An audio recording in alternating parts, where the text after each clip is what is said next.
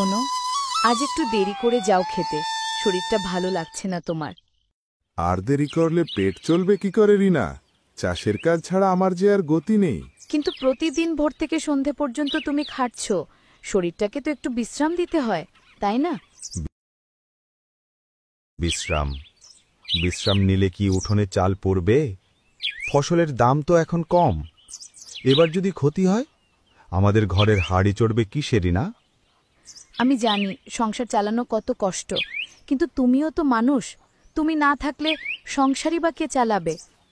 আমিও বুঝিনি না, কিন্তু রিপন স্কুলে পড়ে, ওকে কিছুটা ভালো রাখতে চাই। ও যেন কষ্ট না বুঝে, তাই তো দিনরাত খাটি, ও যেন আমার মতো না হয়। তুমি যতই শক্ত হও, আমি জানি তোমার কাঁধে কত বোঝা। আজের এত সকালে কাজ করতে হবে না, বেলা বেরোক তখন গিয়ে কাজ করো। ঠিক আছে, আজ সকালটা একটু বসে থাকি তোমার পাশে। অনেক দিন তো তোমার সাথে বসে গল্প করাও হয় না। রিপন, এবার একটু হাত মুখ ধুয়ে নে, বেলা হয়ে গেছে রে বাবা। আহ মা, একটু দাঁড়াও না।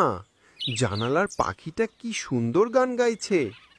তোর মতো দুষ্টু ছেলের কাছেও প্রকৃতি ভালো লাগে, শুনলে অবাক লাগে। আমি কিন্তু ভালো ছেলে মা, তুমি শুধু বাবাকে বলো আমি দুষ্টু। হয়েছে, এবার আয়, খেয়ে দে তৈরি হ, স্কুলে যেতে হবে। মা, প্রতিদিন স্কুলে যেতে ভালো লাগে না। একদিন একটু মন ভরে খেলবো, তাও পারি না।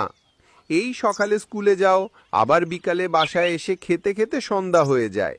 এরপর আবার বই নিয়ে পড়তে বসা। গোসাইপাড়ার মুদি দোকানের ছেলেটা সারাদিন মাঠে মাঠে খেলে বেড়ায়। ওর জীবনটা কত সুন্দর, স্কুলে যেতে হয় না, স্যারদের মার খেতে হয় না। ওরে বোকা ছেলে, এখন পড়ালেখা না করলে বড় হয়ে যে আমাদের মতো কষ্ট করতে হবে, সারা জীবন অভাবে কাটাতে হবে। তাতে কি, আমরা তো কত ভালো আছি, খাচ্ছি দাচ্ছি ঘুমাচ্ছি, আমাদের আবার অভাব কিসের?